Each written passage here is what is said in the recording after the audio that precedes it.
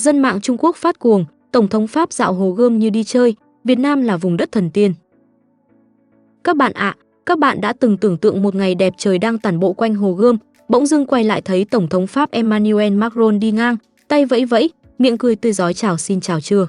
Không xe hộ tống, không hàng rào an ninh, không còi hụ ầm trời.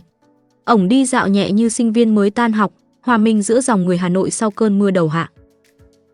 Và rồi, chỉ sau vài giờ, cảnh tượng tưởng chừng không tưởng này đã gây chấn động mạng xã hội không chỉ ở Việt Nam mà lan sang tận Trung Quốc. Dân mạng nước bạn sốc toàn tập, thốt lên trong hoang mang lẫn ghen tị, Việt Nam là hành tinh nào vậy? Tổng thống mà chill như đi uống trà sữa. Không tin nổi vào mắt mình, netizen xứ tỷ dân bắt đầu lật lại lịch sử, phân tích như chuyên gia. Cà khịa, tất cả chỉ để trả lời một câu hỏi, vì sao Việt Nam lại an toàn, dễ thương và thần kỳ đến vậy? Bây giờ, hãy cùng mình khám phá cú sốc văn hóa mang tên Việt Nam trong mắt dân mạng Trung Quốc, bắt đầu từ màn xuất hiện khiến Hồ Gươm vỡ òa. Các bạn ơi, tối ngày 25 tháng 5 năm 2025, vừa đặt chân đến Hà Nội, Tổng thống Pháp Emmanuel Macron không chọn chilling trong khách sạn 5 sao mà quyết định làm một chuyến city tour phiên bản siêu độc, đi bộ quanh Hồ Gươm.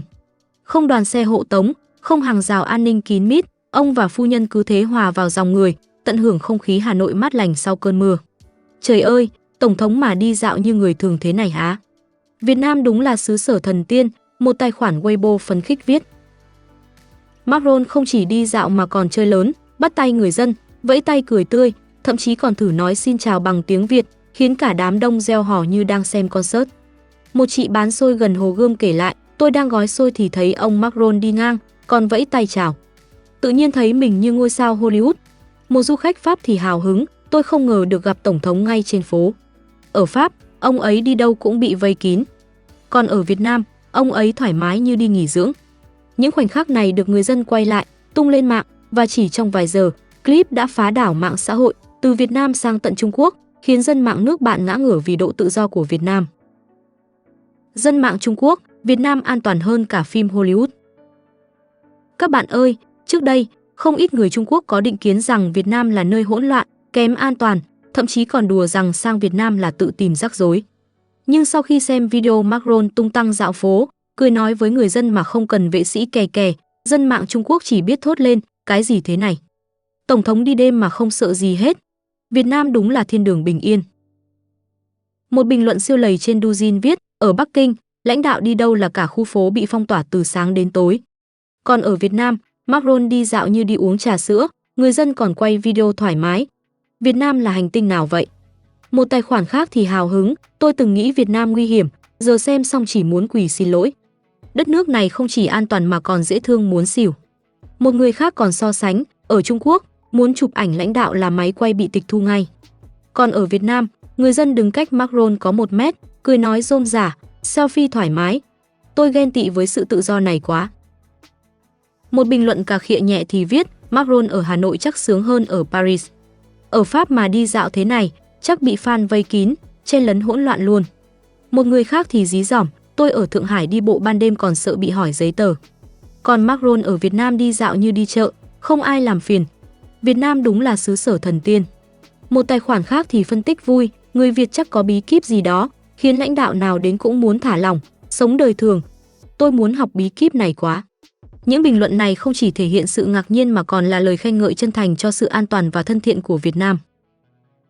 Việt Nam, thánh địa của các lãnh đạo thích chill. Macron không phải lãnh đạo đầu tiên khiến dân mạng Trung Quốc mắt chữ A, mồm chữ O. Họ đào lại những khoảnh khắc đỉnh cao khác. Thủ tướng Hà Lan Mark Rutte đạp xe quanh Hà Nội, tóc bay phấp phới như diễn viên phim lãng mạn. Hay Thủ tướng Úc Anthony Albanese ngồi nhâm nhi bia hơi trên vỉa hè, cụng ly với người dân như bạn nhậu lâu năm. Việt Nam là sao vậy?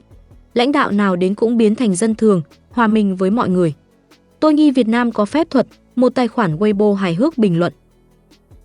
Một người khác thì trầm trồ, Thủ tướng Hà Lan đạp xe, Thủ tướng Úc uống bia, giờ đến Macron đi dạo Hồ Gươm. Việt Nam đúng là có siêu năng lực khiến lãnh đạo thế giới chill hết nấc. Một bình luận khác thì nhận xét, người Việt Nam chắc có công thức bí mật, khiến lãnh đạo nào đến cũng muốn sống đời thường. Tôi muốn biết công thức này. Những hình ảnh này đã làm dân mạng Trung Quốc thay đổi 180 độ cách nhìn về Việt Nam. Tôi từng nghĩ Việt Nam nghèo nàn, lạc hậu. Nhưng nhìn cảnh Hà Nội về đêm, đường phố sạch bong, không khí mát lành, người dân thân thiện, tôi thấy mình sai lầm to, một người chia sẻ. Một tài khoản khác thì hào hứng tuyên bố, tôi phải book vé đi Việt Nam ngay. Không chỉ đẹp, rẻ, mà còn an toàn đến mức Tổng thống đi dạo đêm cũng không lo gì. Quá chất.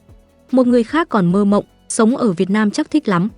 Đi dạo hồ, ăn bánh mì, tự nhiên gặp Tổng thống Pháp. Cuộc sống thế này đúng là trong mơ. Một bình luận khác thì đầy cảm xúc, Hà Nội về đêm đẹp như tranh, không khí mát lành, người dân thì thân thiện. Tôi muốn đến Việt Nam để sống chậm, tận hưởng sự bình yên này. Những bình luận này cho thấy Việt Nam không chỉ khiến dân mạng Trung Quốc ngạc nhiên mà còn khơi dậy sự tò mò, khiến họ muốn xách ba lô lên và đi ngay lập tức. Việt Nam, thỏi nam châm hút cả thế giới. Chuyến đi của Macron không chỉ là một buổi dạo chơi mà còn mang ý nghĩa lớn lao. Việt Nam, với vị trí vàng ở Đông Nam Á, nền kinh tế bứt phá và chính trị ổn định, đang trở thành ngôi sao sáng trong mắt bạn bè quốc tế. Dân mạng Trung Quốc trầm trồ, Việt Nam khéo léo thật. Không nghiêng hẳn về Mỹ, không quá thân Trung, lại được cả châu Âu săn đón. Ngoại giao kiểu này đúng là đỉnh của chóp. Một người viết, nhìn cách Việt Nam tiếp đón Macron, tôi thấy họ không chỉ hiếu khách mà còn siêu thông minh. Mỗi lãnh đạo đến đều được đối xử gần gũi nhưng vẫn sang trọng. Việt Nam đúng là biết cách ghi điểm trong lòng bạn bè quốc tế. Một bình luận khác thì đầy cảm hứng, Việt Nam từng trải qua bao khó khăn, vậy mà giờ đây lại bình yên và văn minh đến thế. Nhìn người dân bắt tay Tổng thống mà không bị ai cản, tôi thấy Việt Nam đáng sống thật.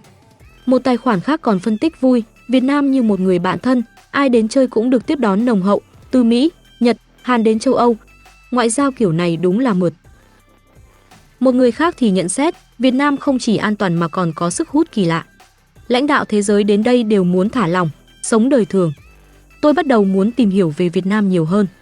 Một bình luận khác thì đầy cảm hứng, Việt Nam từng trải qua chiến tranh, vậy mà giờ đây lại bình yên và văn minh đến thế. Nhìn người dân bắt tay Tổng thống mà không bị ai cản, tôi thấy Việt Nam đáng sống thật. Những lời khen này cho thấy Việt Nam đang dần trở thành thỏi nam châm thu hút sự chú ý của cả thế giới. Dưới đây là loạt bình luận bá đạo từ dân mạng Trung Quốc, các bạn cùng mình theo dõi tiếp nhé. Macron đi dạo Hồ Gươm mà không cần vệ sĩ. Tôi ở Thượng Hải đi đêm còn sợ bị hỏi giấy tờ. Việt Nam đúng là xứ sở thần tiên. Người Việt sống chill ghê. Đi dạo hồ, ăn kem, tự nhiên gặp Tổng thống Pháp. Cuộc sống thế này ai mà không mê. Tôi nghe đồn Việt Nam nguy hiểm, giờ xem xong chỉ muốn bay sang Hà Nội ngay. Đất nước này an toàn hơn cả phim Marvel. Ở Trung Quốc, lãnh đạo đi đâu là phong tỏa cả thành phố, người dân chỉ dám đứng nhìn từ xa qua hàng rào an ninh. Còn ở Việt Nam, Macron dạo phố như đi chơi, người dân còn được chụp selfie, bắt tay. Tôi ghen tị với sự tự do này. Nhìn cảnh đêm Hà Nội yên bình, đường phố sạch sẽ, không khí trong lành, tôi thấy Việt Nam không chỉ là một quốc gia, mà là một giấc mơ về sự bình yên mà ai cũng thèm. Tôi đã lên kế hoạch du lịch Việt Nam, không chỉ để ngắm cảnh mà để tận hưởng cảm giác được sống thoải mái, không lo âu như người dân nơi đây. Tôi từng nghe đồn Việt Nam nguy hiểm, nhưng giờ xem video Macron dạo Hồ Gươm, tôi chỉ muốn bay sang Hà Nội ngay. Đất nước này an toàn hơn cả phim Hollywood. Tổng thống đi dạo đêm mà không cần vệ sĩ, người dân thì thân thiện, đứng quay video thoải mái. Ở Trung Quốc, muốn chụp ảnh lãnh đạo là máy quay bị tịch thu ngay. Việt Nam đúng là có sức hút kỳ lạ, khiến cả lãnh đạo thế giới cũng muốn hòa mình vào đời sống dân dã. Tôi phải lên kế hoạch du lịch Việt Nam để cảm nhận không khí chill và thân thiện này. Macron ở Hà Nội chắc sướng hơn ở Paris. Ở Pháp mà đi dạo thế này, chắc bị fan vây kín, chen lấn hỗn loạn luôn. Còn ở Việt Nam, ông ấy đi dạo như đi chợ, không ai làm phiền, người dân còn lịch sự đứng quay video. Việt Nam đúng là xứ sở thần tiên. Tôi từng nghĩ Việt Nam nghèo nàn, lạc hậu, nhưng giờ xem xong video này, tôi chỉ muốn xin lỗi vì định kiến của mình. Đường phố Hà Nội đẹp chẳng kém gì Thượng Hải, người dân thì thân thiện, không khí trong lành. Tôi phải thêm Việt Nam vào danh sách du lịch ngay lập tức. Một Việt Nam đỉnh cao trong mắt bạn bè quốc tế. Các bạn ạ, chuyến đi của Macron còn đánh dấu một cột mốc quan trọng khi Việt Nam được chọn là điểm đến đầu tiên trong hành trình công du Đông Nam Á của ông. Trong bối cảnh căng thẳng thương mại EU-Mỹ leo thang, Việt Nam với nền kinh tế năng động và vị trí chiến lược đang trở thành bạn vàng của châu Âu. Việt Nam không chỉ là điểm đến du lịch mà còn là cầu nối Á-Âu đầy triển vọng, một bài báo Trung Quốc nhận định. Dân mạng Trung Quốc không tiếc lời khen, tôi từng nghĩ Đông Nam Á lạc hậu, nhưng Hà Nội đẹp chẳng kém gì Thượng Hải hay Bắc Kinh. Đường phố sạch, không khí trong lành, người dân thì thân thiện. Việt Nam đúng là con rồng mới của châu Á. Một người khác còn dự đoán, với tốc độ phát triển này, Việt Nam sẽ sớm thành nước phát triển. Nhìn các lãnh đạo thế giới thi nhau đến, tôi thấy Việt Nam đang hot hơn bao giờ hết. Một tài khoản khác thì nhận xét, Việt Nam không chỉ an toàn mà còn có sức hút kỳ lạ. Lãnh đạo thế giới đến đây đều muốn thả lỏng, sống đời thường. Tôi bắt đầu muốn tìm hiểu về Việt Nam nhiều hơn. Một người còn mơ mộng, sống ở Việt Nam chắc thích lắm.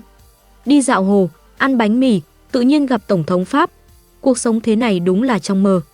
Một bình luận khác thì đầy cảm hứng, Việt Nam từng trải qua chiến tranh, vậy mà giờ đây lại bình yên và văn minh đến thế. Nhìn người dân bắt tay Tổng thống mà không bị ai cản, tôi thấy Việt Nam đáng sống thật. Một tài khoản khác thì phân tích vui, Việt Nam như một người bạn thân, ai đến chơi cũng được tiếp đón nồng hậu, từ Mỹ, Nhật, Hàn đến châu Âu. Ngoại giao kiểu này đúng là mượt. Các bạn thân mến, hình ảnh Macron dạo bước Hồ Gươm không chỉ là một khoảnh khắc đáng nhớ mà còn là minh chứng cho một Việt Nam an toàn, gần gũi và đầy sức sống.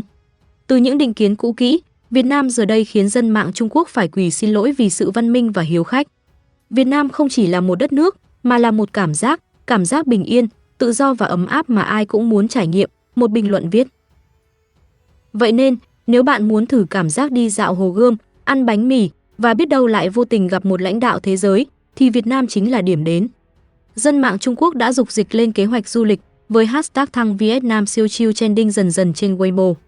Việt Nam, nơi mà ngay cả Tổng thống cũng có thể chill như người nhà, đúng là đỉnh của chóp.